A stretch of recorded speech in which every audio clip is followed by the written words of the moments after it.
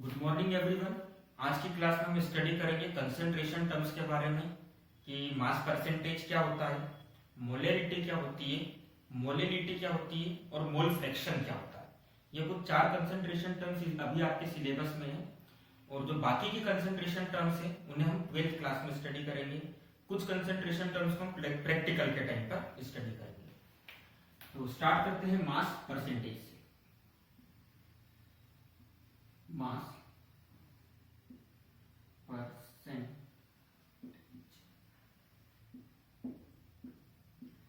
देखो केमिस्ट्री में हम अलग अलग कंपाउंड के बारे में पढ़ते हैं। जैसे हमने अगर मान लो कैल्शियम कार्बोनेट की बात कर लेते हैं, CaCO3 लाइमस्टोन, आपने क्लास 10th में भी इसके बारे में पढ़ा होगा। अब कैल्शियम कार्बोनेट बनता होगा तो कुछ क्वांटिटी में कैल्शियम चाहिए इसको बनाने के लिए, कुछ क्वांटिटी में कार्बन चाहिए, कुछ क्वांटिटी में ऑक्सीजन चाहिए इसको बनाने के लिए, है ना। अभी तो आप रेशो देख के बोलते हो कि 1:3, पर ये तो रेशो है। पर अगर मैं मास के टर्म में बात करूं तो कितना मास कैल्शियम चाहिए, कितना मास कार्बन चाहिए, कितना मास ऑक्सीजन चाहिए कैल्शियम कार्बोनेट का 1 kg बनाने के लिए या पर्टिकुलर अमाउंट बनाने के लिए। या मान लो हमको कोई भी एक नया कंपाउंड मिला कहीं से, किसी ने लेबोरेटरी से हमको एक नया कंपाउंड दे दिया NaPHO4 और बोला कि बताओ इसके अंदर जितने भी एलिमेंट्स उन सबका मास परसेंटेज कितना होगा। तो मास परसेंटेज हमने निकाला, मान लो इसका आया कुछ 10%, इसका आया 20, इसका आया 40, इसका आया कितना 30।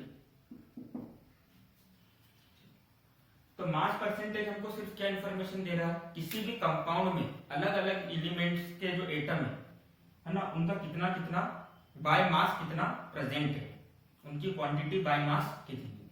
या इसको हम ऐसे भी समझ सकते हैं, किसी सॉल्यूशन के रिस्पेक्ट में अगर हम बात करें तो देखो सॉल्यूशन के केस में बात करें तो आप लोगों ने देखा होगा पैरासीटामोल टेबलेट आती है या आप सैनिटाइजर खरीदते हो, है ना।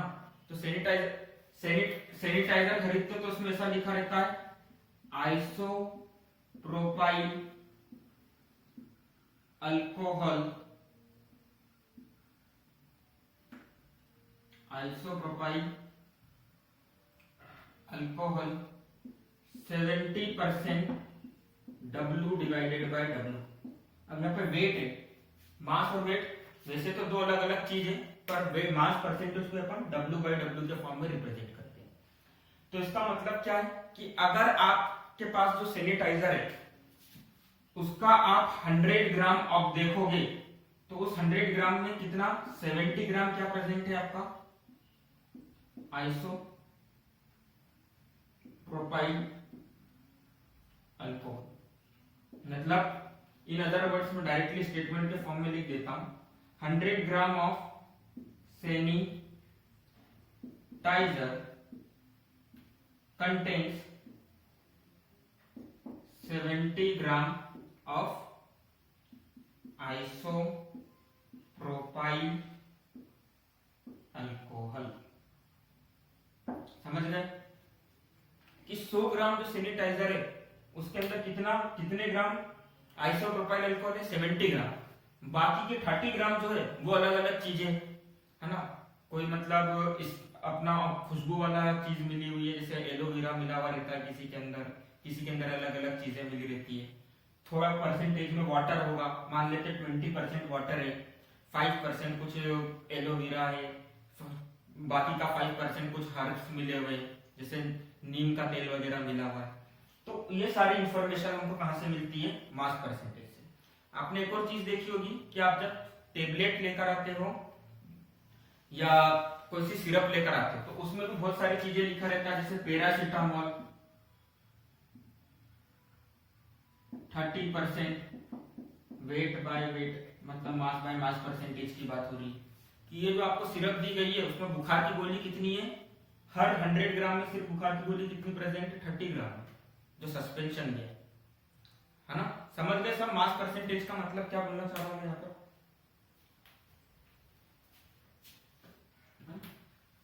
तो देखो किसी भी चीज का मास परसेंटेज यदि हमको निकालना है तो कैसे निकालेंगे। इसके पहले अगर मैं ऐसा बोलता हूं 10%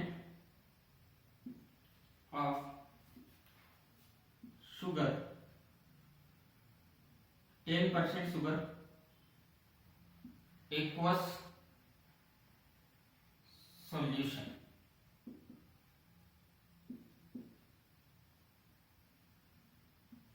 mass by mass.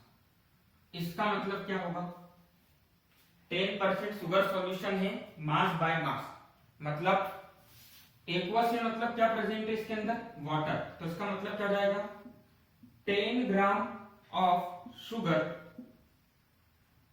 Is present in 100 gram of,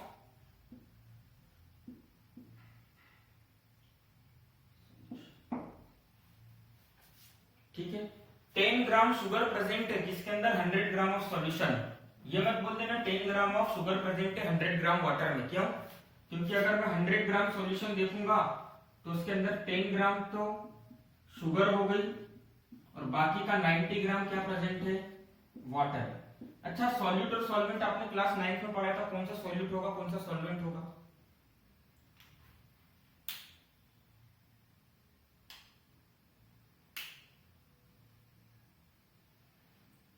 है ना? तो इसके पीछे का रीजन क्या है, जो ज्यादा क्वांटिटी में प्रेजेंट है सीधा सीधा वो सॉल्वेंट अभी के लिए, और जो कम क्वांटिटी में प्रेजेंट है वो सीधा सीधा सॉल्यूट। क्लियर है सबको? रफ कर दे। तो देखो मास परसेंटेज की अगर हम बात करें तो मास परसेंटेज को हम डिनोट करेंगे W डिवाइडेड बाय W। अब यहां पर जो W होगा, यहां पे जो मास यूज करेंगे हम, जिस भी कंपोनेंट का मास परसेंटेज निकालना उसका होगा, और डिवाइड में क्या आ रहा है देखो, अगर आपको बोला था 10% ऑफ शुगर सॉल्यूशन, मतलब 10 ग्राम शुगर प्रेजेंट है किसके अंदर, 100 ग्राम ऑफ सॉल्यूशन, मतलब नीचे वाला W किसके बारे में इंफॉर्मेशन दे रहा है, जो भी हमारा मिक्सचर है, जो भी हमारा सॉल्यूशन है उसके बारे में। तो डायरेक्टली हम मानते हैं कि चलो हमने दो कंपोनेंट को मिला के एक मिक्सचर बनाया, या दो एलिमेंट्स के एटम्स को मिलाकर एक कंपाउंड बनाया, या एक सॉल्यूट लिया एक सॉल्वेंट लिया, कुछ भी मान लो। अब अगर उसमें मेरे को मास परसेंटेज ऑफ ए निकालना है, मास परसेंटेज ऑफ ए, कंपोनेंट ए, है ना, मास परसेंटेज ऑफ कंपोनेंट ए क्या हो जाएगा, अभी मैंने बताया था जिसका भी मास निकालना उसको कहां रखेंगे हम, मास परसेंटेज निकालना उसके मास को कहां रखेंगे, न्यूमरेटर में, और डिवाइड में हमेशा किसकी बात होगी, टोटल की। तो सॉल्यूशन के अंदर क्या, अगर मैं इसको सॉल्यूशन बोलता हूं तो एक सॉल्यूट एक सॉल्वेंट, इन दोनों से मिलकर सॉल्यूशन बना है। अगर कंपाउंड बोलता हूं तो ये दोनों ने मिलकर कंपाउंड बनाया है। अगर मिक्सचर बोलता हूं तो इन दोनों ने मिलकर मिक्सचर बनाया है। तो बेसिकली नीचे डिवाइड में क्या जाएगा, mass of A plus mass of B, और परसेंटेज निकालते थे, सिंपल सा परसेंटेज ही निकाल रहे हैं यहाँ पर। टोटल नंबर इतने, टोटल पेपर था आपका 600 मार्क्स का, सारे सब्जेक्ट का मिला के टोटल पेपर थे 600 मार्क्स के, आपको आए 540 मार्क्स। तो 540 न्यूमरेटर में, टोटल मार्क्स नीचे। तो यहाँ पर भी क्या हुआ, जिस भी कंपोनेंट का मास परसेंटेज निकालना उसका मास न्यूमरेटर में, और टोटल मास कहां पर, डिनोमिनेटर। अब परसेंटेज जब भी निकालते हैं हम किसका मल्टीप्लाई करते हैं, 100। Similarly mass percentage of B निकाल कर बताओ,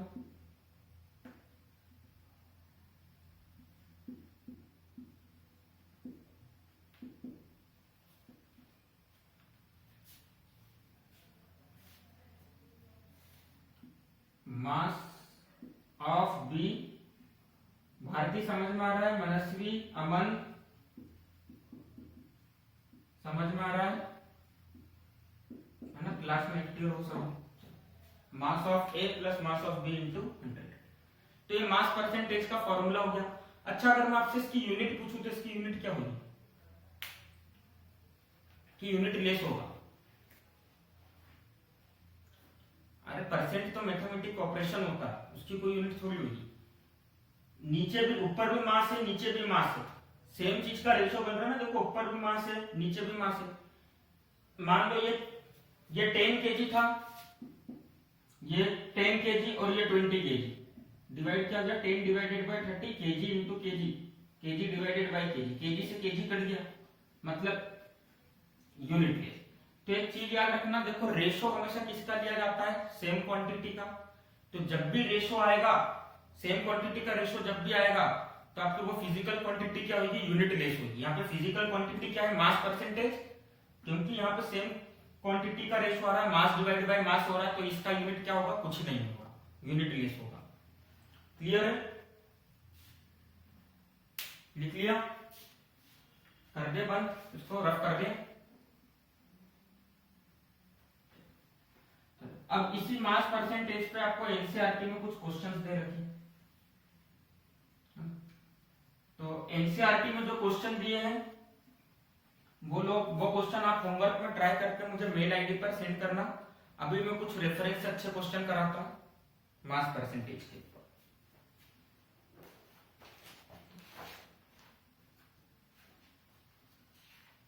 इसके अंदर दे रखा हुआ मास परसेंटेज का, आप लोग अगर रेफरेंस जिसको अगर पढ़ने की इच्छा हो तो प्रदीप की रेफरेंस यूज कर सकते हो। प्रदीप का रेफरेंस अच्छा है केमिस्ट्री के अंदर, और फिजिक्स में भी प्रदीप अच्छा है, और अरोरा का भी रेफरेंस अच्छा है, एसएल अरोरा, है ना। पर पहले तो एनसीईआरटी पढ़ लो, वो ज्यादा मोर देन सफिशिएंट है, उसके बाद रेफरेंस पे स्विच करना।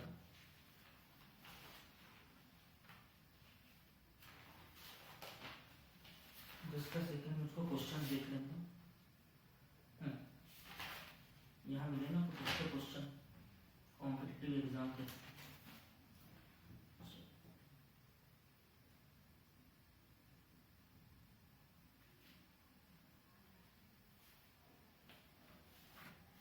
चलो सबसे पहला क्वेश्चन देखो क्या बोला है, find mass percentage composition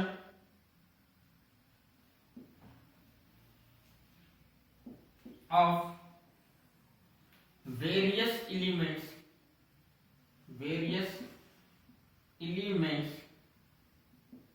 in MgSO4। Magnesium sulphate के अंदर अलग अलग एलिमेंट्स जो हैं उनका क्या निकालना है, आपको मास परसेंटेज निकालना है, ठीक है। तो मैग्नीशियम सल्फेट MgSO4, चलो तो सबसे पहले हम इसका क्या निकाल लेते हैं, टोटल मास निकाल लेते हैं, है ना। मॉलिक्यूलर मास निकाल लेते हैं, वही टोटल मास होगा ग्राम मॉलिक्यूलर मास। तो निकालो उसका ग्राम मॉलिक्यूलर मास कितना जाएगा। मैग्नीशियम का मॉलिक्यूलर मास कितना होता है, सल्फर का कितना होता है, ऑक्सीजन का कितना होता है। तो ऑक्सीजन का तो सबको याद होगा 4 × 16। अब मैंने आपको बोला था कि आपको एटॉमिक नंबर और एटॉमिक मास याद करना, किस किसने याद करा, बताओ जल्दी। वेरी गुड, 32 होता है सल्फर का, करेक्ट। मैग्नीशियम का 24, ओके। याद है कि देख के बता रहे हो, पहले ये बताओ। आगे के भी याद करो थोड़ा, है क्योंकि देखो अगर आधे से ज्यादा लोग सबको पता था ग्राम मॉलिक्यूलर मास कैसे निकालना है, पर दिक्कत कहां हो गई, मैग्नीशियम सल्फर ऑक्सीजन। ऑक्सीजन का तो पता है, सल्फर और मैग्नीशियम का नहीं पता है। अगर एग्जाम में क्वेश्चन आ गए तो बहुत इजी क्वेश्चन है, पर छोड़ के आना पड़ेगा। प्लस कर लो, कितना हो जाएगा, 4 × 6, 6 और 4 10, 3 3 6 और 6 कितना हो गया 12, 120 ग्राम। हाँ ठीक है, तो ये तो क्या हो गया, टोटल मास आ गया। अब देखो मैग्नीशियम का मास कितना होता है, 24 ग्राम। सल्फर का मास है 32 ग्राम, और ऑक्सीजन का मास कितना है, 64 ग्राम। अब मैं बात करता हूं, चलो निकालते हैं हम किसका percentage, mass percentage of magnesium. तो मास परसेंटेज ऑफ मैग्नीशियम क्या हो जाएगा, जिसका भी मास परसेंटेज निकालना उसका मास कहां पे रखेंगे हम, न्यूमरेटर में। तो मास ऑफ मैग्नीशियम अपॉन, हाँ, divide by mass of all the components. तो सभी कंपोनेंट्स का मास प्लस करने पर कितना आ रहा है?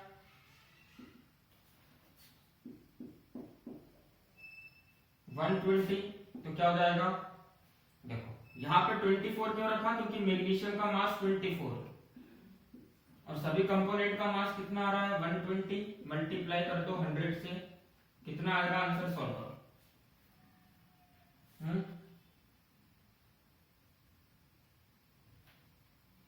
कहां से 20?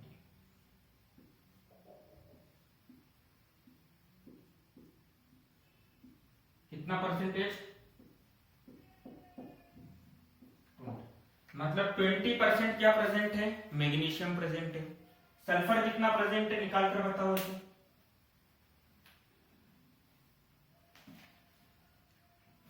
सल्फर कितना प्रेजेंट है? निकालो। ऑक्सीजन कितना प्रेजेंट है? ये भी निकालो।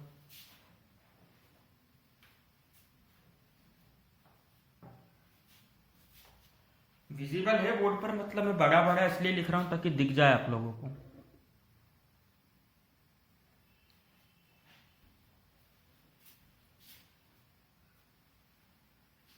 तो देखो काफी इजी है मास परसेंटेज निकालना। सल्फर का अगर अपन निकालेंगे तो सल्फर का मास परसेंटेज कितना जाएगा?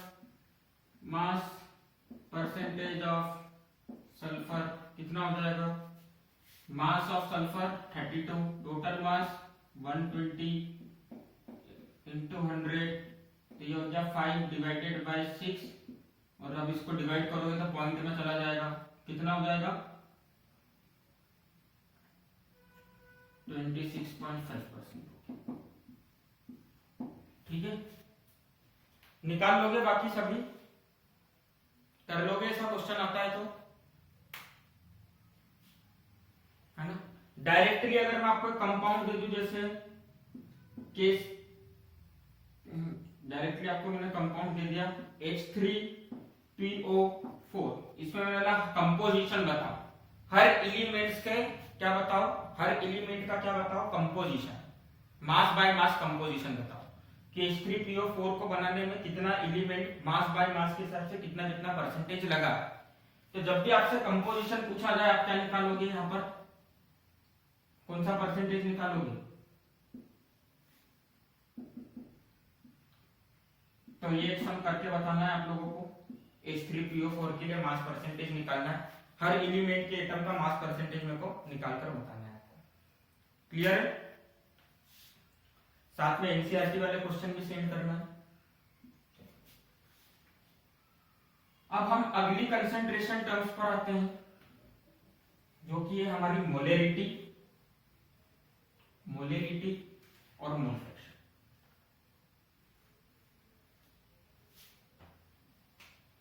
तो सबसे पहले हम स्टार्ट करते हैं मोलेरिटी से। देखो मोलेरिटी एक कंसंट्रेशन टर्म होता है और इसका मतलब क्या होता है? यूनिट वॉल्यूम में, 1 लीटर वॉल्यूम में कितना मोल ऑफ सॉल्यूट प्रेजेंट है। वापस से सुनो, मोलेरिटी क्या होती है? कंसंट्रेशन टर्म होती है जो कि क्या बताती है? 1 लीटर वॉल्यूम ऑफ सॉल्यूशन में, सॉल्यूशन के 1 लीटर वॉल्यूम में कितने नंबर ऑफ मोल्स किसके प्रेजेंट है? सॉल्यूट। ठीक, 1 लीटर वॉल्यूम ऑफ सॉल्यूशन में सॉल्यूट के कितने नंबर ऑफ मोल्स प्रेजेंट है, वो कौन बताता है हमको? मोलेरिटी। तो मोलेरिटी की डेफिनेशन क्या हो जाएगी? Directly number of moles of solute present in 1 liter of solution। अभी इसके नीचे थोड़ी सी जगह छोड़ देना, उसका फॉर्मूला लिखने के लिए पहले मैं बता देता हूं। मैंने मान लो एक सॉल्यूशन बनाया किसका? एक्वस सॉल्यूशन बनाया मैंने NaCl का, एक्वस मतलब तो समझते हो ना, सोडियम क्लोराइड में पानी मिलाया तो जो सॉल्यूशन बना उसको मैंने बोल दिया aqueous solution of sodium chloride. ठीक, कंसंट्रेशन इसका कितना है 2 मोलर। कंसंट्रेशन कितना है इसका, वापस से बताओ कंसंट्रेशन कितना है 2 मोलर।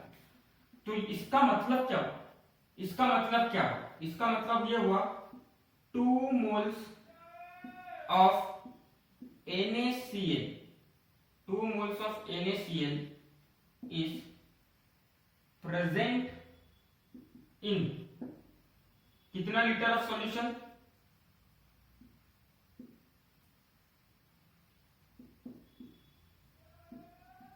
1 litre of solution. अगर मैं आपको बोलूं molarity of aqueous alcohol solution is 3 molar, इसका मतलब क्या होगा,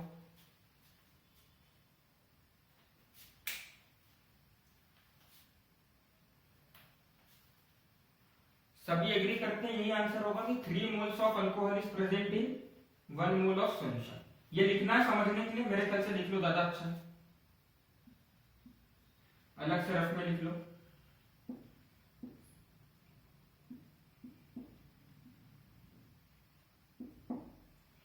लिख लिया नीचे वाला,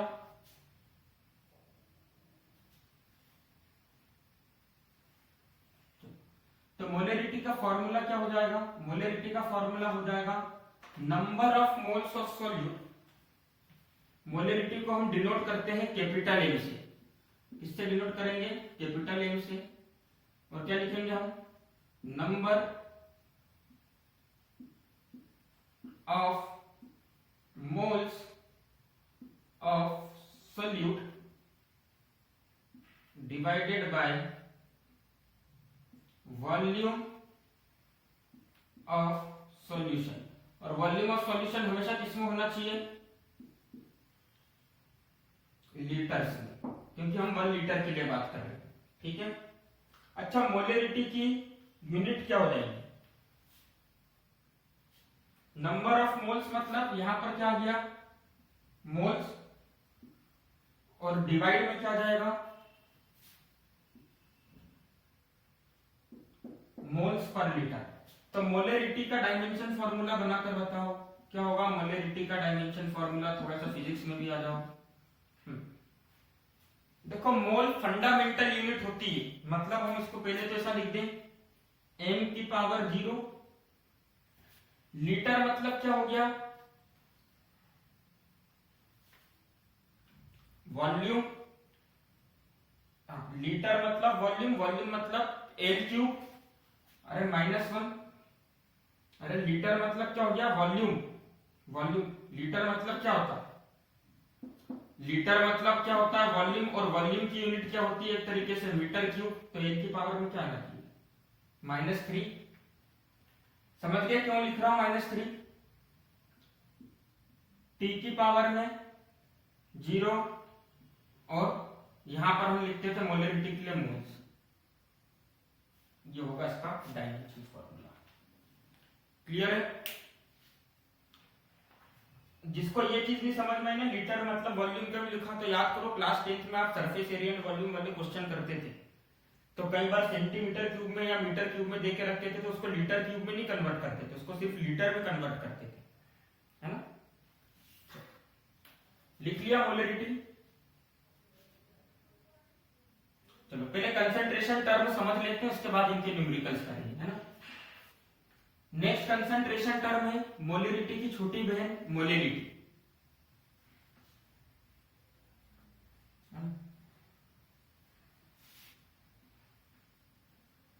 इसे फनी वे में बोला है मैंने, एक्चुअल में नहीं है ना, नहीं तो आप सही में सोचो।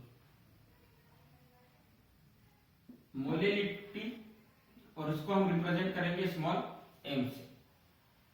तो मोलेलिटी क्या बताती है, कितने number of moles of solute present है 1 किलोग्राम सॉल्वेंट में। मोलेरिटी क्या बता रही थी, कितने number of moles of solute present है 1 लीटर सॉल्यूशन में मोलिलिटी क्या बताएगी, कितने number of moles of solute present है 1 किलोग्राम ऑफ सॉल्वेंट। तो अगर मैं लिखता हूं molality of NaCl aqueous is 2 molar. NaCl का मैंने एक्वस सॉल्यूशन बनाया, मतलब नमक और पानी को मिलाया, तो उसमें नमक की मोलिलिटी कितनी थी 2 मोलर। इसका मतलब क्या हो जाएगा 2 moles of NaCl is present in 1 kilogram of water, क्योंकि मैंने एक्वस लिखा है। समझ गए सब? क्लियर है? माइक किसका चालू है, थोड़ा बंद करके रखो, डिस्टरबेंस हो रहा है अननेसेसरी, फैन या किसी चीज की आवाज आ रही है। नेक्स्ट हम बात करते हैं, अगर मैं ऐसा लिख के देता हूं आपको molality of sugar in sugar solution, visible है सबको? पहले तो ये बता दो, मुश्किल है कि विजिबल होगा। विजिबल नहीं है ना?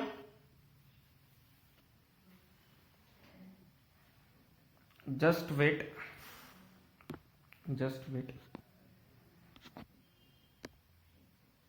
अब विजिबल है? चलो, तो molality of sugar in sugar solution is 2 molar. इसका मतलब क्या होगा,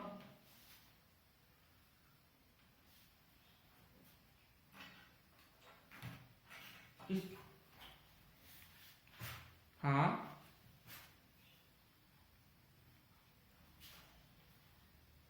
अरे शुगर सॉल्यूशन में सॉल्वेंट कौन है, हमेशा अपन सॉल्वेंट की बात करते हैं। देखो NaCl की बात करी थी, एक्वस, तो NaCl एक्वस सॉल्यूशन था, तो उसके अंदर सॉल्यूट तो क्या था आपका NaCl सॉल्यूट था, और एक्वस था मतलब वाटर क्या था आपका सॉल्वेंट। तो यहां पर भी शुगर सिरप बनी, चाशनी, शुगर सिरप को क्या बोलते हैं अपन, चाशनी, या शुगर सॉल्यूशन ही लिखा हुआ। तो बताओ सॉल्यूट कौन होगा और सॉल्वेंट कौन होगा? तो सॉल्यूट शुगर है, तो सॉल्वेंट कौन होगा, वाटर। तो इसको क्या लिखोगे आप, 2 moles of sugar is present in 1 kilogram of water. Clear है सबको? इसका फॉर्मूला लिख लेते हैं। तो मोलिलिटी का फॉर्मूला क्या होगा, देखो मोलिलिटी का फॉर्मूला होगा नंबर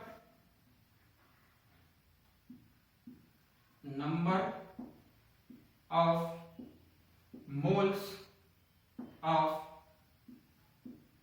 सॉल्यूट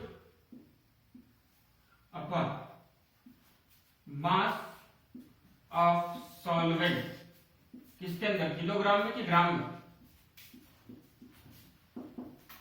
किलोग्राम। चल यूनिट क्या हो जाएगी, नंबर ऑफ मोल्स मतलब मोल्स पर केजी। यूनिट क्या हो जाएगी इसकी, moles per KG. Dimension formula बनाओ, क्या हो जाएगा डायमेंशन फॉर्मूला मोलिलिटी का। रिप्रेजेंट हमेशा स्मॉल एम से करना, एग्जाम में मोलिलिटी को कैपिटल एम से लिखकर आ गए गलत हो जाएगा। डायमेंशन फॉर्मूला क्या हो जाएगा मोलिलिटी, देखो m की पावर -1, l की पावर 0, t की पावर 0 मोल्स को हम लिखते हैं मोल, लिखते हैं ऐसे। चलो क्लियर है सबको, समझ गए मोलिलिटी क्या होता है। इसके आगे की कंसंट्रेशन टर्म्स हम अगली क्लास में पढ़ेंगे, जो कि मोल फ्रिक्शन होगा। ठीक है, लाइट चली गई है। तो आप लोगों के लिए आज का होमवर्क ये रहने वाला है कि जो मैंने अभी बोर्ड पर एक क्वेश्चन दिया था H3PO4, उसका मास परसेंटेज, एनसीईआरटी में जो जो मास परसेंटेज वाले क्वेश्चन है ना, वो वाले सॉल्व करना है आपको। और साथ में आपको बस एक चीज और करनी है, मोलरिटी और मोलिलिटी के जितने एनसीईआरटी में क्वेश्चन है ना, उसको ट्राई करना। नहीं बनता तो अपन कल की क्लास में उसे सॉल्व करेंगे। क्लियर है सबको?